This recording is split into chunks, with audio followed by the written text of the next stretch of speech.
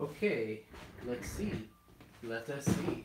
Am I live? Am I live? Am I live? Yes, I am. Hello, everybody. It's your pal Joey.T. from the Cartoon.P.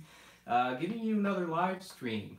Similar to the one I did last week. I figured this would be a great opportunity for me to have live streams every Sunday.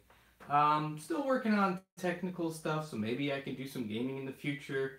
Maybe I'll be able to do better drawings. But instead of just doing drawings like I did last week, I wanted to change things up.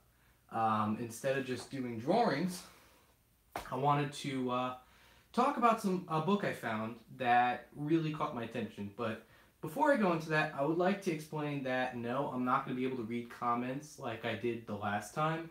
I'll be reading comments at the end after I have the discussion, and then I'll be able to go on my tablet over here. I'll be able to read the super chat while this is recording, and then we can just go from there. But before I go into that, I feel a little out of breath. Whew. I was running through getting the lights set up. But anyways, me rambling. Sometimes when you go shopping, I have a bad habit of just buying stuff I don't need. I think once you get a better job, suddenly you realize, hey, I got money I can actually spend instead of having to just do adult stuff. But sometimes I'm a little responsible. I like to take pride in my responsibility over my finances and whatnot. And, I do take for granted, the money I have and the money I need so that I can live and not starve and, all that fun stuff. But other times I see something, I'm like, I want it. And then I spend the money to do it, and then I complain about not having money. I guess that's just the perpetual cycle most adults end up in. But truth be told, I was in Barnes and Nobles, and love B&N. That's where I do all my stuff, getting books and whatnot, doing all my research and whatnot, and even watching reviews sometimes. But then I was in the film and video section, and I saw this. And this caught my attention. Yeah, this is just a flap. The actual book is over here on top of the sketchbook. But this was very interesting because this is recent. This was published this year. And the last time I've seen any published book on the top 10, top 100, top 50 greatest animated shorts or films, that was like almost 20 years ago. I do know IGN had a list of the top 100 animated series that came out a couple of years ago. But I think this is different. This is a compilation of the top 100 greatest cartoon characters that primarily focus on television series. And I think the grand scheme cartoons that have started on television. And as I mentioned before, this started in 2018. So this is a fairly recent list, and it includes current cartoons like Bob's Burgers and Archer. So I'm interested, and when I saw that, I was like, there's a lot of potential here. And I think I also just got it for curiosity's sake, because I've talked about my favorite cartoon characters on the show, and I've talked about my favorite cartoon characters in a video called Top 5 Greatest Cartoon Characters, according to me, as part of the Cartoon Palooza. And it was surprising to know that a lot of my choices are in the list. There aren't that many to choose from, it's only 5 characters. But then others that I had some opinions on. Now it's interesting because when I read the book, they said there's going to be some objectivity, subjectivity, a little bit of opinion that goes into it, and it's worth a discussion. And that's why I thought it would be great for me to discuss it on the live stream. I'm not going to go through all 100 selections. I figured it would probably be good to talk about the top 10. And then afterwards, when I finish, talking about it while giving my opinions, I will do the super chat and I will check to see what everybody else has got to say about this too. But let's go ahead. Let's get started. And I did read this beforehand. I do have to say it's interesting because my selections are in the top 10. So, I'm getting text all of a sudden. I wonder. None of my business. Something else. So, great. I got all distracted. Joy. While I'm opening the book, maybe I should check to see if I can read comments while I'm doing this. Love that I got this book up. We're gonna be Learning something, guys. We're gonna be learning a lesson, y'all. Yeah, there we go. There I go. And there I am. You see that little cycle of me showing up. Top chat. 5 watching. Let's see if I can go here. Go to my videos. Wonder how I'd be able to read the comments. Ah, there we go. There we go. I'm going to get back to this afterwards. But as I mentioned before, I'm going to go through the top 10 greatest cartoon characters on TV and see how I feel about them and a couple that I don't have that many strong opinions on. But I am going to say, if you are curious what my top 5 favorite are, there's a video out there, and I will say that 3 of my top 5 favorite cartoon characters are in the top 10, so that feels kind of good. The other 2, I got some reservations on because that's something that I want to talk about too. But we're going to start off with the number 10 selection. And I know right off the bat people are going to have their reservations about this because within the top 10, I want to say that this one I don't really agree with. And the top 10 choice in this compilation is Yogi Bear.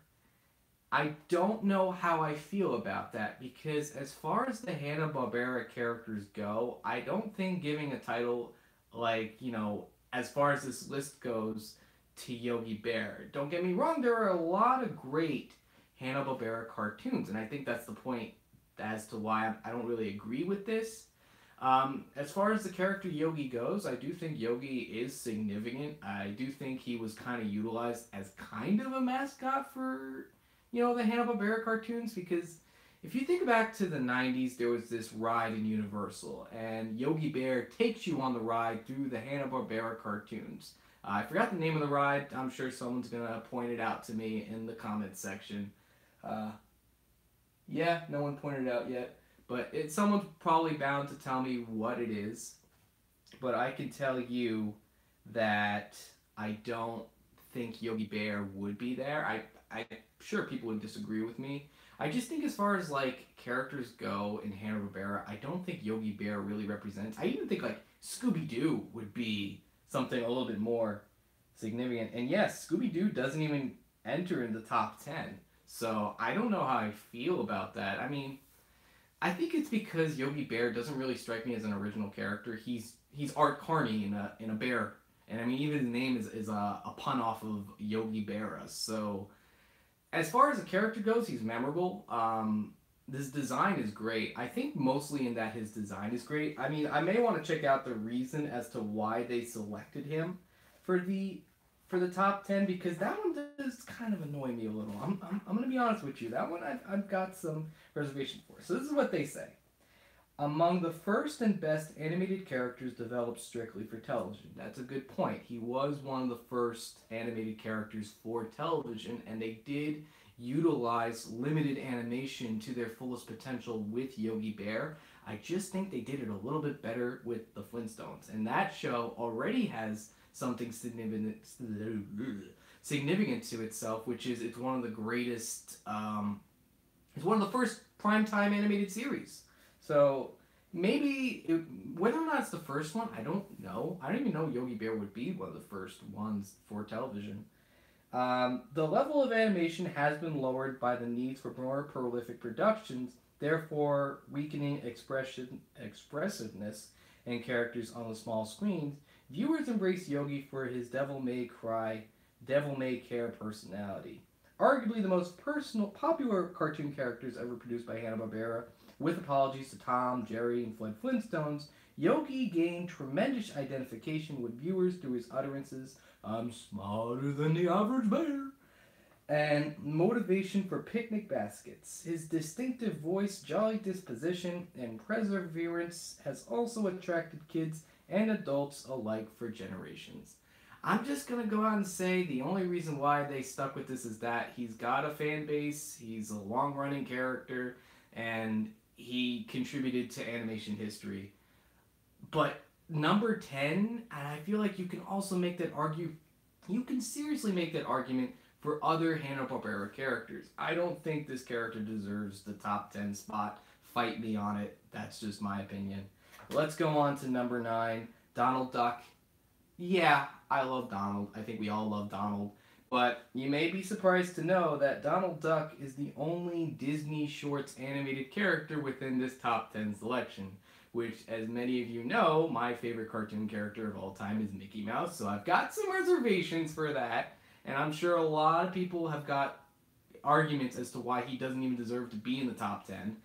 I'll fight you on it. But as far as a character that is in the top 10, I guess Donald Duck is a good choice to have. And I think a lot of that has to do with the fact that Donald Duck is kind of transcendent of just the cartoon shorts. He has this big popularity across these in a similar fashion to in the comics. He spun off and had other characters that go on adventures with him, like Uncle Scrooge. And it really does go to Donald Duck's personality. And I know a lot of people love Donald Duck, and I know that, you know, as far as a Disney character within the first original 3 that had like a striking personality trait, like you can argue Goofy has got, you know, he's just, you know, good with life, you know, kind of a huckster type of guy, you know, hoaxy, goofy character, it's in his name. And then Mickey Mouse is just kind of your everyman, and he kind of fills in a role that's required him to fill, which to me represents why he's such a transcendent character, because you can see Mickey Mouse in almost anything, and it wouldn't really enjoy your enjoyment, because, hey, it's Mickey Mouse. But with Donald Duck, he's so specific, and you can get a lot of hilarious, you know, consequences with his characters. He's got a great design, and I think because he doesn't just limit himself to the blue sailor suit, he can also, you know, wear other costumes and seem pretty well. With little known fact, the fact that he looked that good, you know, in a Hawaiian shirt, and they pulled it off in Quack Pack, and I didn't mind it as much, even though that show sucked. I didn't mind it as much seeing him in a Hawaiian shirt. That's just, you know, my opinion. Whatever. But yeah, I'm fine with that. So here we go. Eric Cartman is number 8 out of 10. I am happy with this because I actually wanted to make my top 10. I wanted to make, you know, from 6 to 10 my other favorite cartoon characters. And Eric Cartman was in that list. And I think a lot of that has to do with the fact that in South Park, he embodies the crudeness of South Park. And he embodies the spirit of that show in the best way possible. I know everybody sees Stan as like the main character and, you know, the proxy for the main, you know, for Trey and Matt Parker, but like Eric Cartman represents that brashness of South Park to a T, and he's one of those things that as a character goes, I haven't seen the latest series, but it seems like they're making his character evolve, which for me is kind of exciting considering that Eric is just this spoiled brat character who just has the worst mouth imaginable, and that to see him evolve a little bit would be very interesting. He's manipulative, he's brash, he gets what he wants, and nobody agrees with it. You know, he's rude to Kyle. I love that I have to bring that up. That's like his running gag and his anti-Semitism against Kyle is interesting. You know, that's kind of an awkward point to leave off on. But, you know, as far as a character that represents South Park, you know, and its crudeness and its rudeness and how its humor works, I think Eric Cartman really much represents that. And I do think it's interesting that, you know, his voice has gotten a little bit higher in recent years. When he started off, he talked like this. Yeah, evil probe. I don't know. It's little things like that. I just think it's interesting. So you're going to be really interested by this. I'm going to say interested a lot. I apologize if it's getting annoying. But Bullwinkle comes in number 7. Not Rocky and Bullwinkle, because in this list you got characters that are paired off with other characters, I guess because they're just equal in the same respect, or they sort of complete each other. Yeah, it looks like we got some more people talking about this.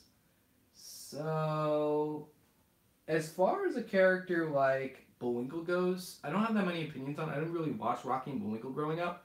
I do know, as far as somebody who's grown up with people who grew up in the 60s, they find Bullwinkle to be, you know, iconic in that sense that J Ward cartoons are very self-aware. They're all about the puns, and I think more so than Rocky, Bullwinkle kind of represents that. So I think it's more or less surprising that they wouldn't just have Rocky and Bullwinkle, because Rocky's a straight man to Bullwinkle, at least from what most people have to say about Rocky and Bullwinkle. But like, I just think it's interesting to see Bullwinkle get his own selection at number 7 out of 10. And I think probably it's because of his humor. I'm going to go and check that one out. Let's see. Let's go over to Bullwinkle Moose. What they say and why he is number 7. One need not dwell deeply into... I love how enjoyably quirky this writing is. It's just that style. One need not dwell deeply into the psyche of the motivation of Bullwinkle to grasp his greatness as a cartoon character. There's no complexity here. Just one hugely entertaining and funny moose. His personality and humor spawned tremendous popularity and a cult following that has remained strong to this day. Little known fact, if you see, I went on a trip to Universal Studios, and if you go to my Twitter, you'll see that I caught the Bullwinkle character in costume. And I make a reference to the show where he tells me to pull, hey, Rocky, I can pull a rabbit out of my head. And I do that with the character. If you want to go check that out on my Twitter, go right ahead. Full-length movies more than a half a century after a character's animation creation are not produced for just any ordinary moose. Bullwinkle was the undisputed standout in a cartoon peppered with standouts, not only in his segments, but beyond in Dudley Do-Right, Snidely Whiplash, and Mr. Peabody. Again, all iconic J. Ward characters, but it does make sense as to why, Bullwinkle represents a sort of standard to that humor. He is very quotable, despite the fact that I never really watched the Rocky and Bullwinkle show. Number 6, Snoopy. Yeah, I bet you all didn't see this coming. I got some reservations about this, though, because when you read through this list, a lot of these characters probably had more of an appeal in a certain medium than another medium. And I think with Snoopy, it would be kind of unfair to put him in this, in that he has a popularity in the comics as much as he does in the cartoons. If you don't know or you don't really think about it, Snoopy as a character existed in the comics before the cartoons, the Bill Melendez cartoons, but I guess he probably did get more popular after the cartoons. It's kind of hard to tell. I actually may want to check that one out just for the sake of checking that one out. I'm okay with him being number 6 because Snoopy as a character is pretty iconic, and I think in a way he's kind of become a mascot as to what is represented in as far as the Peanuts. I can't believe I blanked out on Peanuts. Oh, and in case anybody asks, yes, I've seen the Peanuts movie, and I do plan on reviewing it in the near future. I did do a vlog on it, in case you're curious about that. You do want to know my thoughts on the Peanuts movie, you can check that out. Pretty much, I think, stayed consistent with my opinions in that vlog. So, what they say about Snoopy. Snoopy is recognized in most parts of the world than Mona Lisa. Wow. The character has appeared in film, television, comic strips, comic books, video games, museums, and even stage musicals. It is Snoopy's role in the Charlie Brown holiday specials that secure his place in the TV animated top 10. In the United States, the beloved character is welcomed into our households every Halloween, Thanksgiving, and Christmas in an annual tradition as much a part of the holidays as pumpkins, turkeys, and mistletoe. That is a fact. Even my dad, who... Okay, that's not a good example. My dad is a big cartoon dork. Even my mom, she's not into animation at all. Although one of her favorite movies is The Last Unicorn. Little known fact. Anyways, my mom does love Snoopy, and she'll know who Snoopy is, and she'll know about the cartoons on TV, because everybody gets together and we watch those cartoons, and there is such a sweetness to those shows. When Charlie Brown is the central character, it's Snoopy that provides the much-appreciated comic relief. He's the balance of the show's sometimes heavy pathos. It's interesting because my personal opinion comes into play, and I actually do think as far as characters in the Peanuts go, I would prefer Charlie Brown a little bit more, because I do think Charlie Brown's, his emotional arcs and whatnot are probably more central to what makes Peanuts so great, but Snoopy is the balance to that, so I think it is fair to point that out. In the world of Peanuts, Charlie Brown is who we all are, but Snoopy is who we wish to be. That is a very good point. All right, let's get back. Now we're in the top 5, and as I mentioned before, my top 5, I have 3 characters that appear in this top 5. You want to know which ones they are? Let's find out. So, number 5, Stewie Griffin. Everybody's got their opinions on this, but I think it's fair to say, no, I don't even think it's fair to say this, because if we're talking about the spirit of a show, I don't think Stewie Griffin represents the spirit of Family Guy as much as, you know, Peter Griffin is the Family Guy. The show centers around him. But it is very clear that Stewie is the standout character in the show, but I don't think he's really much the embodiment of the Family Guy. I think he's probably one of the more developed characters, if you want to make an argument that he's one of the more developed characters in Family Guy. In that he did start off as just a, you know, character who wants to take over the world and kill his mother. I know that sounds very...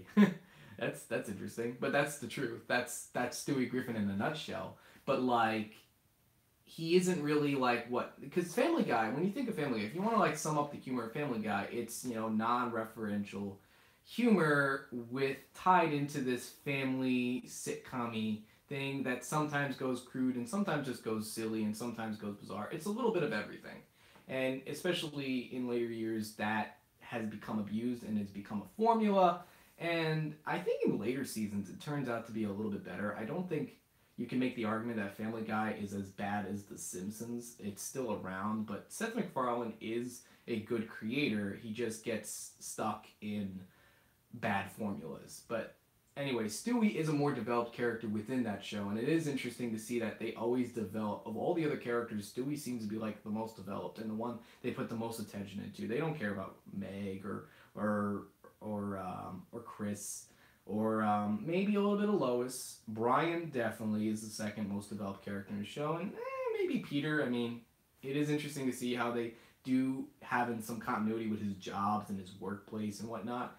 But like, for the most part, it is interesting to see that Stewie may be one of the more developed characters. You may disagree with me on that, but if you were to like still watch Family Guy back in the day to even now, you would see that maybe Stewie is one of the more, you know, developed characters in that respect. So let's actually get to number 4, Daffy Duck. I know so many people who prefer Daffy Duck over Bugs Bunny. And I'm just going to flat out say I think Bugs Bunny is a better character than Daffy Duck. And I know a lot of people find that Daffy Duck's pathos is what makes him better, and that he was basically Bugs Bunny at one point. He was the Bugs Bunny character. But then over time, he became shadowed, and it wasn't about his screwball antics. It was about him trying to get the spotlight away from Bugs Bunny, you know, as evident with the Duck season shorts. But for the most part, Daffy Duck is not a bad character. I just think that as he does represent an everyman, it is interesting to see him develop in a different way than like Bugs Bunny does. I don't really see him as being personally better. I don't know, it just seems like an odd thing to say. I get why he's popular. I just, you know, as far as a character goes, Bugs Bunny, in my opinion, is a little bit better, which we'll probably discuss a little bit later because, spoilers, he is in the top 3. Where in the top 3, you will find out. Number 3, SpongeBob SquarePants. My number 4 choice in my top 5 is SpongeBob SquarePants. And as you would imagine, why? I'm actually just going to close the book up because up to this point, I do know they're the top 3. I love the fact that SpongeBob's in the top 5 because a lot of people talk about how SpongeBob's nothing more than like stoner humor. But as far as a character goes and what he's done and how long he's lasted on television and what he represents for a generation, it's interesting to see that, and that his humor does still last. I know in later seasons, the current seasons, they are coming back to form. Not as good as like, you know, seasons 2 or 3, but it's still an entertaining show. As far as a character goes, SpongeBob is like, it's amazing to think that a show created by a marine biologist who wanted to go into animation, taking his passion of the sea and putting it into the ocean, and then incorporating this really goofy, nonsensical, in better words, you know, 90s era Nicktoons humor works out really well. And I think as far as a character like SpongeBob goes, I think SpongeBob is, you know, an entertaining character.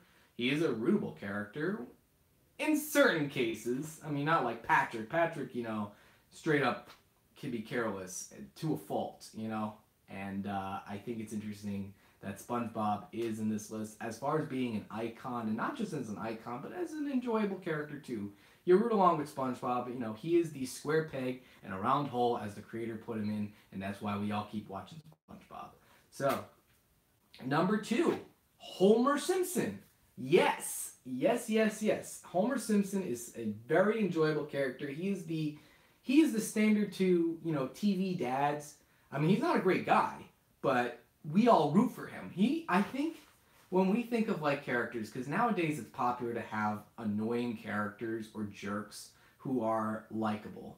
And we know that they're horrible people. We know that they shouldn't do the things they do, but for some reason we end up rooting for them. And Homer Simpson's in this position where he's so stupid, but we can't hate him because we know he's stupid, but there's good intention in there.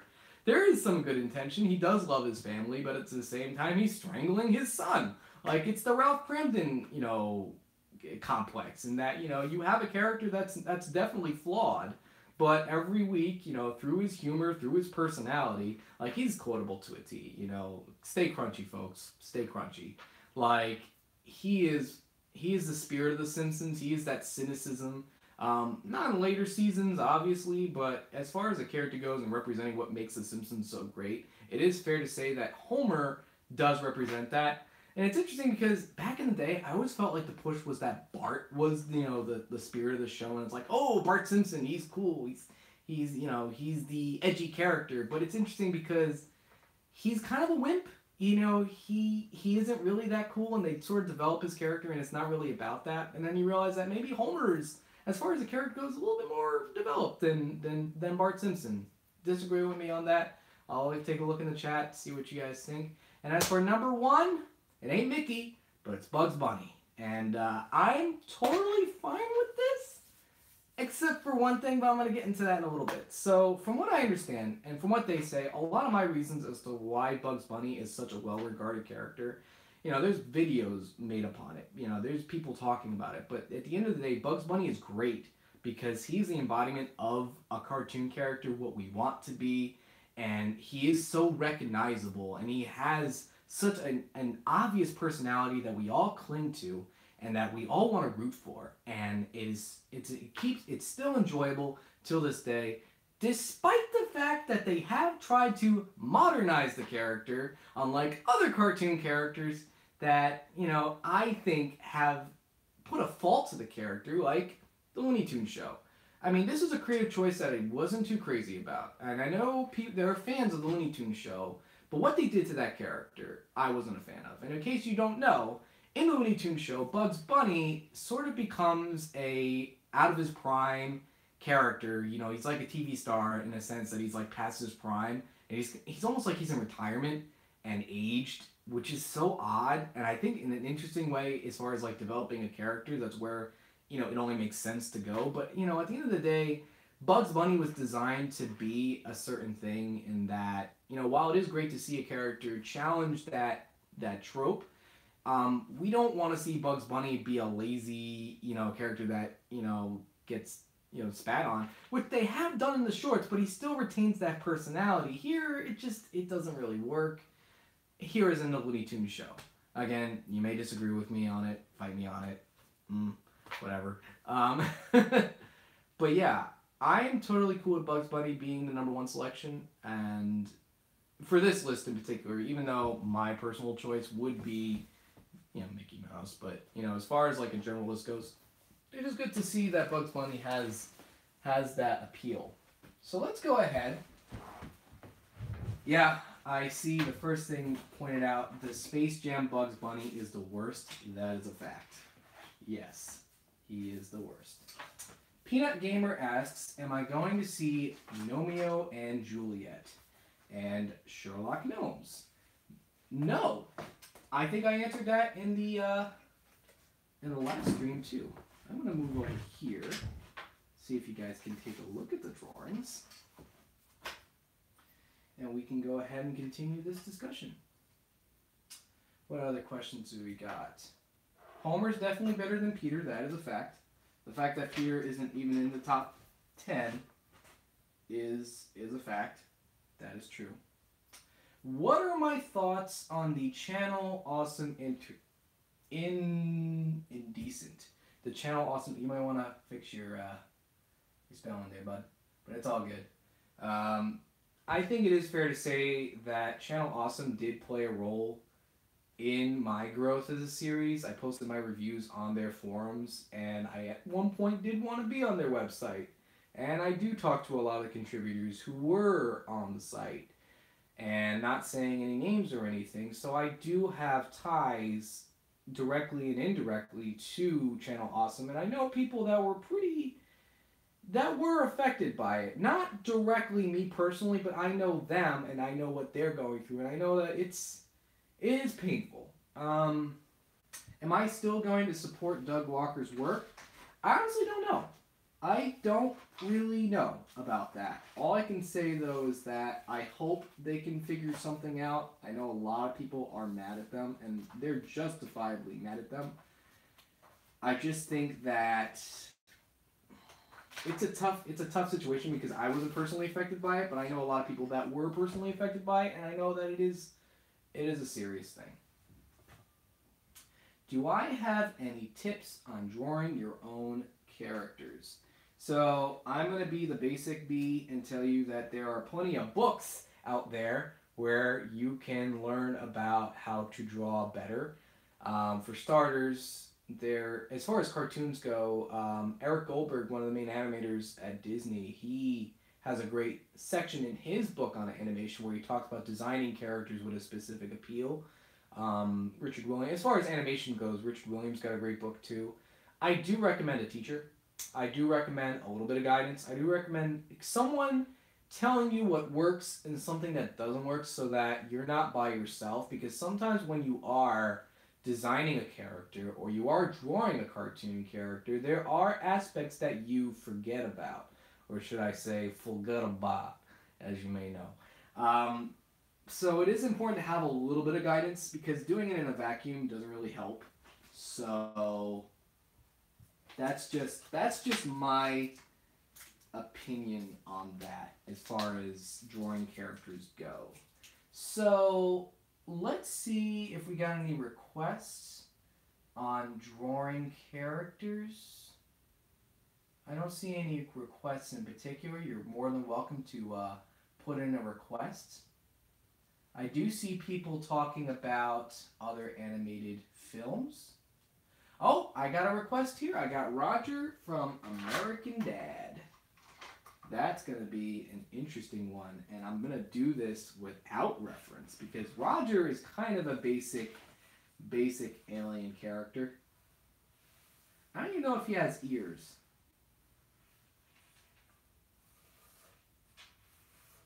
Yeah, let's see.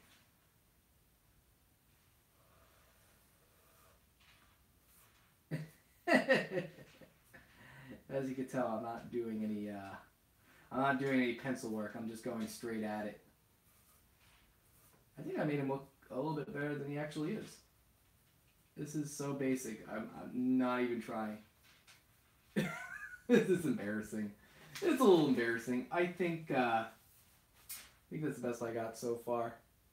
It's kind of hard to do without reference. I know this is definitely not what he looks like without reference, but that's a start.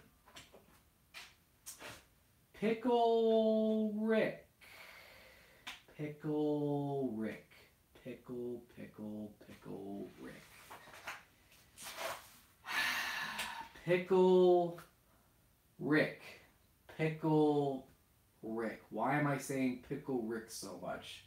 Maybe it's the fact that nobody shuts up about Pickle Rick. I don't hate Rick and Morty. I really don't. But I think there's an interesting point to be stressed in that Rick and Morty is interesting. It's interesting its popularity in that it's a good show. But I think the fandom in response to Rick and Morty is going a little bit far, in my opinion. And I think why they're liking and rooting for the show, because I talk to plenty of kids who watch Rick and Morty with parent supervision, and they tell me like, "Oh, Rick is such a be a badass character. He's such a cool character. He's also a horrible character. He's also a murderer. He's also somebody who manipulates people. He takes advantage of people, and he gets away with it. And it's more apparent in season 3 that he's just a flat out terrible guy." In season 2 and 1, there's indications that there's something likable about him, but I think they just went above and beyond and just straight up making him an unlikable character in season 3. One of the best episodes in that season is Pickle Rick, but not in favor of Rick. In fact, it only shows how horrible of a character he is, in that he would avoid healing a family, his own family, because he's just that straight up, inconsiderate towards other people's feelings. He's sociopathic. Like, he's not a great guy. And I mean, indications that there was some growth to his characters in 1 and 2, seasons 1 and 2, yeah, obviously. But like the 3rd season, he's just straight up a bad guy, dude. Like, so I'm not drawing Pickle Rick. I ain't drawing him. Not drawing him. Let's see what else we could draw. Better than Dead Gorilla memes. Yep, The Creation, Do Stewie, Griffin, Casper the Brainy Ghost, Buck Cluck. Choosing from all these choices here. Jimmy Neutron is the same person as Rick. That would actually be kind of an interesting theory. I don't know. May want to investigate that.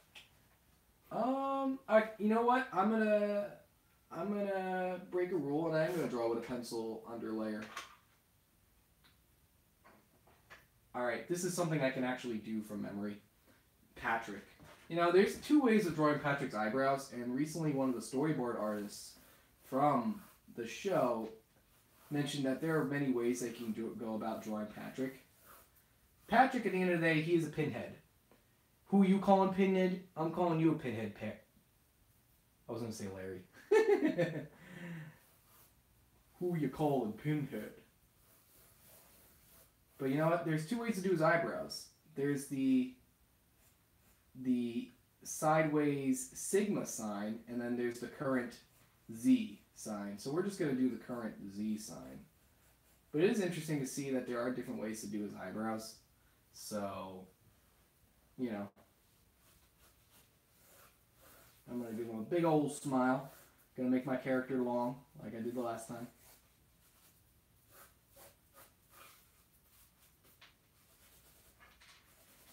That was the quickest Patrick sketch I have done. Here's the outline. Here's the basic pencil of the character.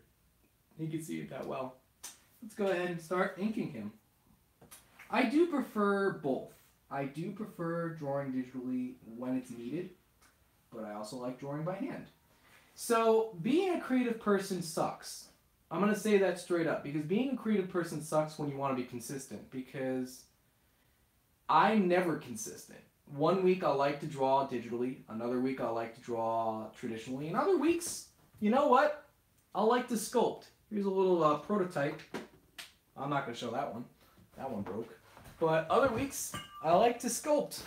Here's something I put together today as I'm experimenting with claymation. It's got an armature to it. Plasticine is amazing, especially the non-bake plasticine. It's so sturdy. But, other weeks, sometimes I like to sculpt. Other weeks, I don't. See, look at that. It holds its form perfectly. It's amazing. But yeah, that's plasticine. Some weeks you want to sculpt. Other weeks you want to draw. You're never consistent. Drawing at the end of the day is what I started with. I've been drawing since, as long as I can count. And in case you notice, I started drawing in middle school, so to give you an indication of how smart I am. But that's my answer. My answer to that. Is there a Walt Disney Animation Studio movie that you dislike, but everybody seems to love? Robin Hood. Robin Hood, Robin Hood, Robin Hood.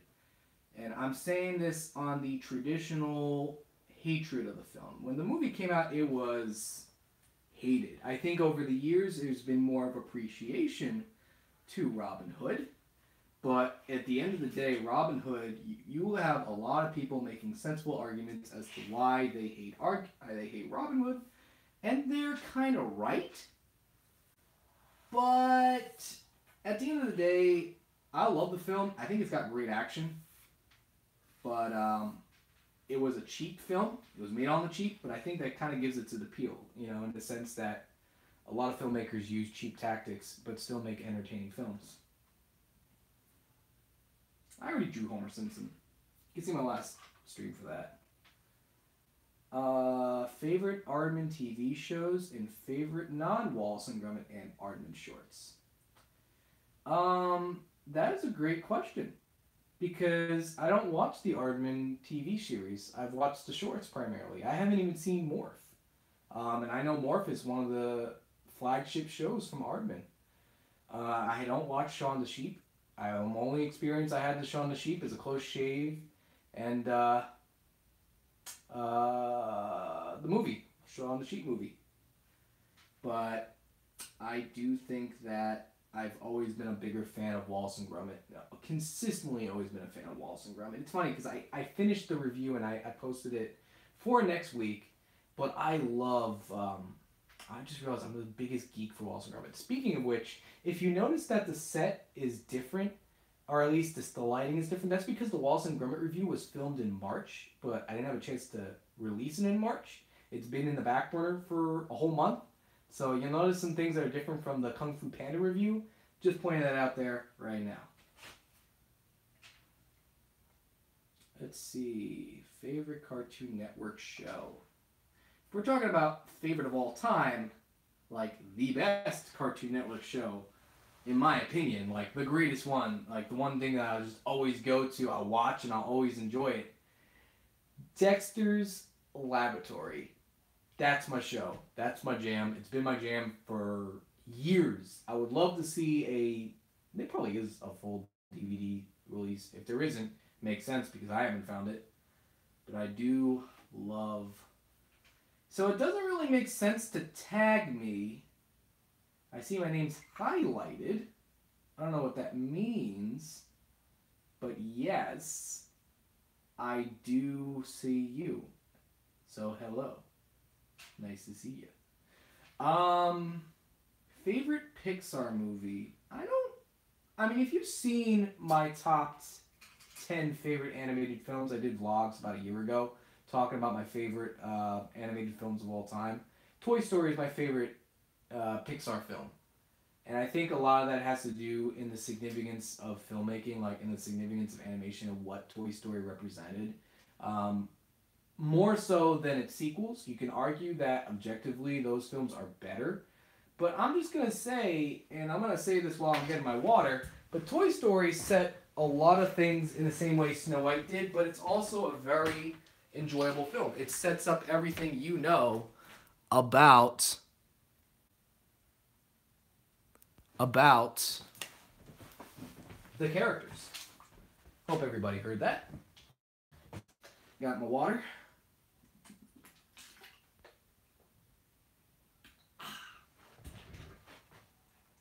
What is the Disney movie? Pixar short. Favorite Pixar short. So hard to choose because that's like asking me what my favorite candy is. They're so enjoyable. I will say this. I'm not going to give an answer to that because I don't think I have an answer to that. But I am going to say this. Isn't it great how WALL-E is like the embodiment of a Pixar animated short but in a feature-length film? I'm just going to say that. I'm not even going to comment on that, but I'm just going to ask you guys that question. Isn't it great how WALL-E is an embodiment of a Pixar animated short? Like just a complete feature-length Pixar animated short. More so than any of their other films. It captures that same feeling. Now let's see if anybody has thoughts on that. No, not yet. Maybe you do. Any Disney or Pixar movies you hate? It's a good question. Hate saying that. It's a good question. These are all good questions. A couple of them are redundant. I'm just gonna say I'm not gonna answer questions that I've answered already because this is redundant. I will say this. I really don't like Cars 2, but I think everybody doesn't really like Cars 2. That just feels like a really bad movie. Yeah, I mean, a couple things I kind of enjoyed about it. I mentioned in the review, like, I do think John Turturro had a funny role in that film, and even where they do with that character is still funny. The one film that I just had never any desire to see again was Brave. I just think that film was a waste, a big old waste of time. Not a fan of that one.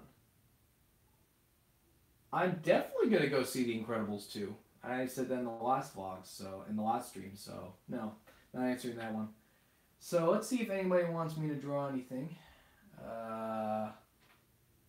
See what the last one. Homer Simpson. Ooh, what would I imagine Dr. Claw to look like? But Dr. Claw actually does have a look, and I'm not gonna say it's the live action film. If you go on craft.com, they mentioned how a toy designer accidentally released the look of Dr. Claw without the filmmakers knowing that. Now I want to draw Shrek. Thanks a lot, Super Chat. So while I'm drawing this, I want to ask you guys a question. On the top 10 choices that I talked about, which ones do you agree with and which ones you don't? In case you forgot what they were, number 10 was Yogi Bear. Number 9 was Cartman. Eric Cartman. No, actually, I messed up already. In case you guys want to go back, what you agree with and what you disagree with, because now I have the opportunity to actually see what you agree and disagree with. Number 10 is Yogi. Number 9 is Donald Duck. Eric Cartman, Bullwinkle, Snoopy, Stewie Griffin, Daffy Duck, SpongeBob SquarePants, Homer Simpson, Bugs Bunny. Of those 10s, which ones do you agree with and which ones you don't? While I draw Shrek. Because somebody once told me the world was going to hold me, and I am not the sharpest tool in the shed. I'm going to draw Shrek in a goofy cartoon look, not even like a hyper-realistic look. Bugs Bunny, Donald Duck, Homer, and SpongeBob. Those you agree with. Snoopy you agree with, definitely.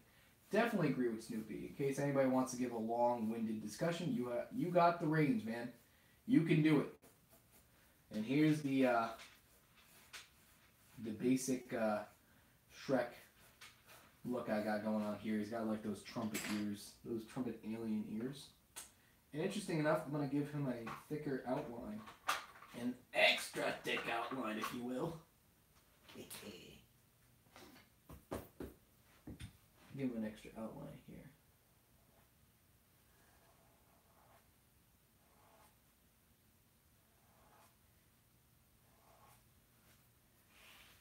Drawing Shrek is never ogre.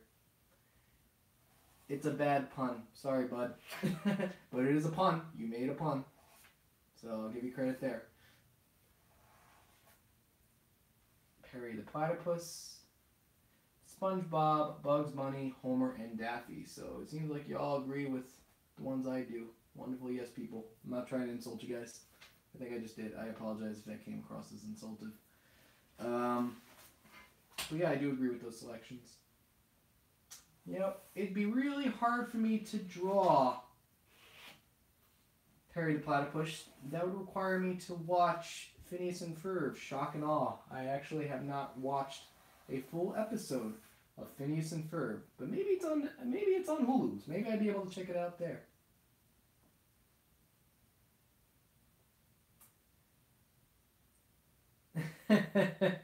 I'm glad you made that joke.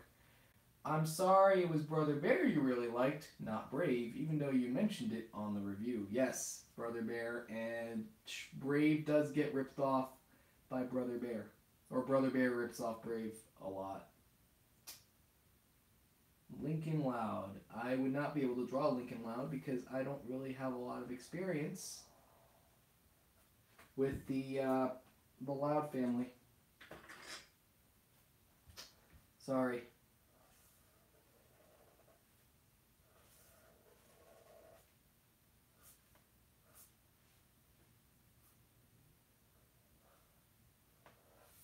Shrek's got like these really big lips, doesn't he?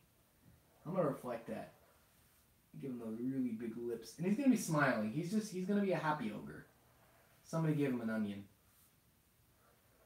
He kind of turned into a Butch Hartman character for some reason. I always love drawing Butch Hartman mouths. If you ever knows mouth sizes, Butch Hartman's got it down to a science.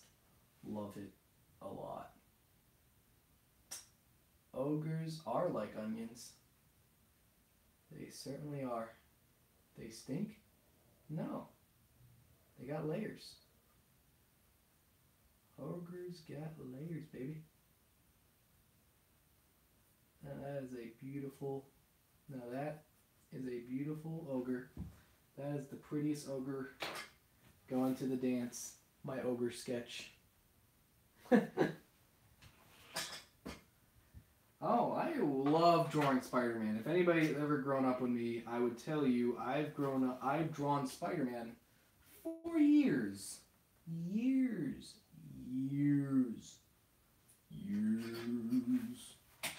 Ooh, I think I might need a new Copic marker. This one's drying out. Anybody ever notice Copic markers dry out really fast? That's kind of a shame. Thought they were long lasting, but these things dry out really bad. If anybody draws with Copics, tell me more about it, because I'm having a hard time with these Copics because they're drying out really fast. But I feel like giving Shrek a little bit of a highlight. Give him those beautifully big lips.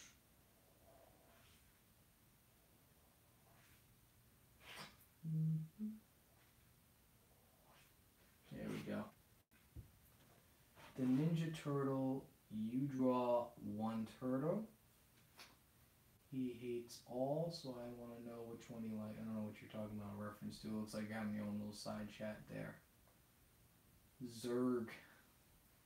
I think someone on Twitter was talking about how Zurg was really awesome in the movie. In not the movie, in the TV series. There's Shrek with a little bit of shading. And you know what? I'm going to do one last drawing, because as I mentioned on Twitter, I got a WrestleMania party to go to. There's my adorable Shrek drawing. Barry B. Benson. Yes, I will draw Barry B. Benson. That's two Pixar drawings for the... Ooh, did I say Pixar drawings? Those are two DreamWorks drawings for the price of one. That is going to be fun. Let's just do Barry B. And I'm going to do something very rare. I'm going to do a whole body drawing of Barry. Very easy cartoon drawing. Very easy shapes. And here's someone asked about recommendations when drawing. Simple shapes. It's all about the simple shapes. The simpler the shapes, the better the message is conveyed. That's why I love Funko Pops so much. They are great, simple little drawings. If I have time, I would love to show you... now I sound like a real dork. My Funko collection, maybe I should do that for the next stream. Should tell you about the cool Funkos I got and why I have them. I will say this. I got 2 Crash Bandicoot figurines because I love those games. I've always loved those games. If I get a PS4, I'm definitely going to get the remastered versions. Thank you. Thank you for that, that thing. No. That's a good question. So, Daniel, you ask, are you planning on doing some remakes of your old Cartoon Paloozas just to explain more on a movie you just reviewed? No, I don't think I should, because the point of a review is to convey the message of what you think about a film, and I think even though there are reviews that I've made that I'm not happy with the result, at the end of the day, it's the content that I always prefer to put out. I don't think I'm at a point where I would want to make a re-review of something other than maybe No, even the Jimmy Neutron review, I think it's just the rating that I had to change and I had to adjust. That was like the only one I kind of had to adjust, but for the most part, that one still remains consistent. You know, that's just my opinion. Crash Warped, and I'm not saying that to be a basic fan. I'm saying that because it's got so much replayability. Crash 2 is hard.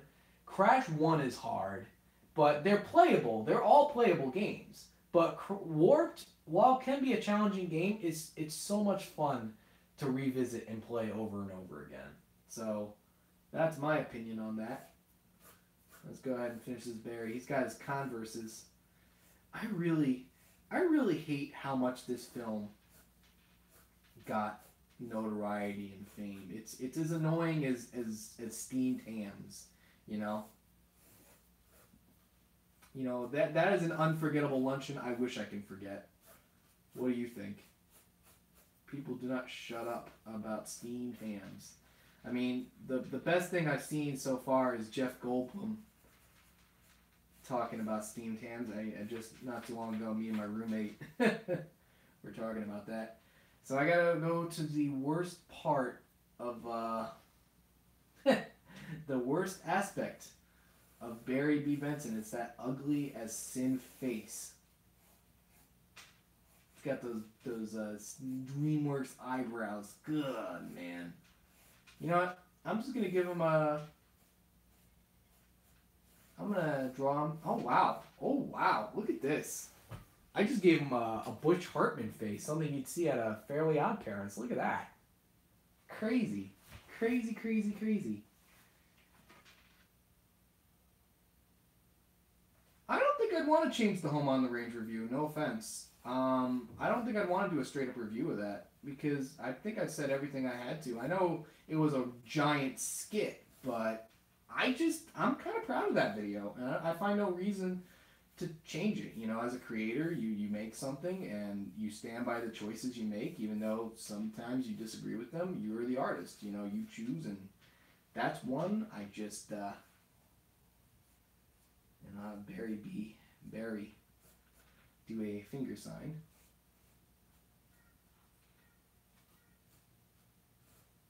There we go. So, in case you don't know, I have a friend from college named Double X, Max, from Double X Studios. He loves to do crossovers with me. He loves to jump to the opportunity to hang out and make videos with me. So, that's Max. Great guy, great friend from college. Loves making videos with me. So that's why I thought he would be a part of that. Worst pun I've ever heard in an animated film. I'm going to tell you the worst one that still sticks to me was when I went to go see Planes 2. And the character said, just out of nowhere, "I got gas." And it was said by Brad Garrett, so it was like, "Duh, I got gas."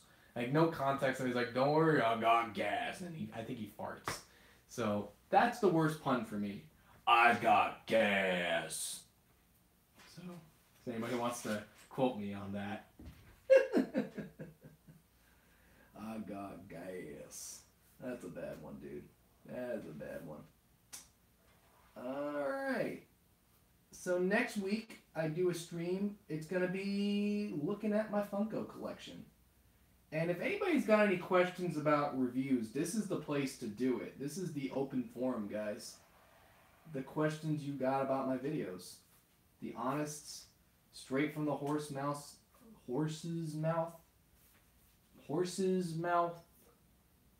God, I can't speak today.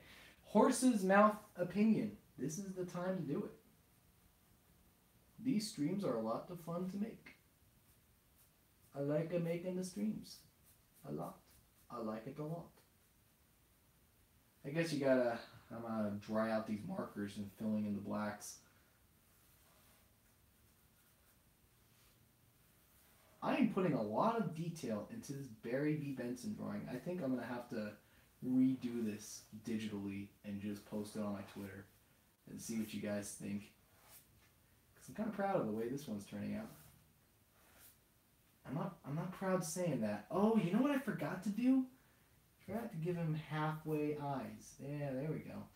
That's more like it. That Butch Hartman face. If anybody knows me in my That Fell in the Coat circle, I once shared with a bunch of contributors a animatic I had planned for B Movie as like a summed up, messed up version of B Movie, like a worse way of summing it up. I think I still have the file, and I made the animatic, but it's a little NSFW, which is strange because I normally keep things pretty clean in my show. So I'm on the fence about showing that, but I did make it. I did make an animatic. I don't know how I feel about posting animatics too, because it's kind of like animations in progress. I prefer to show something completed, but that's just my opinion. Overused. B-movie meme. Whatever happened to the rest of the... See, I have people telling me that, but for some reason the stream still shows up. So, I don't know. I don't know what happened to the first one. I am looking into it though, but for some reason I play it. I still get the whole stream. So people are telling me it cuts off at the 11-minute mark. So I don't know. I really don't. I'll try and look into it, but that's really all I gotta say about that. I wish I could say more, but I know people have complained about it. You're not the only one to complain about it. I'm glad you're complaining about it because it means I gotta look into something. I gotta look into it a little bit more, which is hard because YouTube's not my full-time gig, but you do what you can. You know, I've only played Spiral 1. You know, through Crash 3. Bonus level, baby. Crash 3 bonus level. Get to play Spyro. Little known fact. Yeah, some people were able to get the stream the fullest, so maybe it is up again. Because last time I checked, I was able to see the whole thing. So maybe that's been resolved. Because I've noticed that sometimes it takes a while to process. It's an hour-long video, so by the time I finish this one, this is still going to process. And it probably won't process for another hour or day. Who knows? Just from my experience. I'm not really a streamer, so this is all new to me as much as it is to you. It's fun to do. And you know what? If you guys ever want to share your drawings, Twitter's the place to do it. I'm always encouraging fan art. Stuff that you can share to me, and I will give you guys a shout out as much as I can. Coco. Daniel Vasquez, you are... I apologize, I know everybody's asking me all these other questions, and I know I've given you the drop on that, but I will say that Coco is my favorite animated film of 2017. I would like to do... I don't know if people would still watch a top 5 favorite animated films of 2017. Would you guys be interested in that? Who knows? You know what? Animation analysis, I'd be really excited to see what you draw. The last time I saw you draw something, it was some pretty cool stuff. So I'd be really excited to see what you gotta say. Favorite soda? I don't really drink soda anymore. I stopped drinking soda. More of an energy drink drinker. So before I cut the stream before I'm done for the night, because I think my phone's going to die soon. And you're very welcome, Animation Analysis. You're very welcome.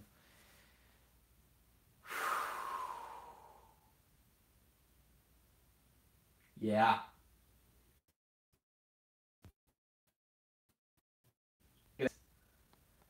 Jerry Seinfeld as a talking bee in B Movie. You better believe it. Believe it. How many puns have I said in this? Let me put it a little bit lower. It looks like I went a little bit lower to the screen, but there we go. You like jazz?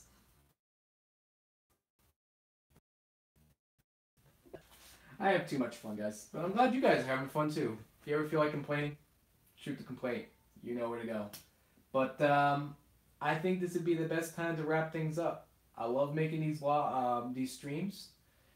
Coming Saturday will be my review of Wallace and Gromit: The Curse of the Were-Rabbit. The next one on deck is the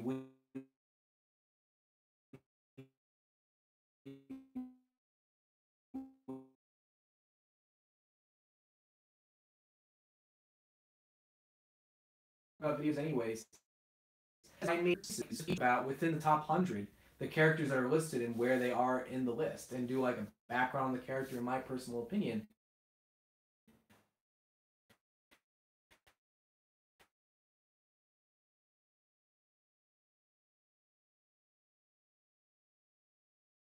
I don't really got any opinion on that.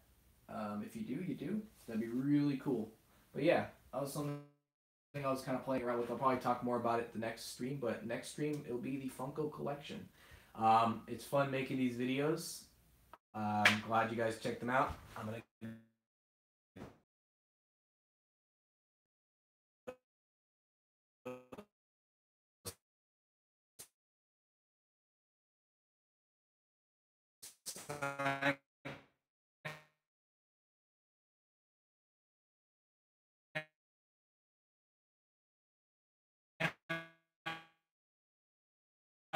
me.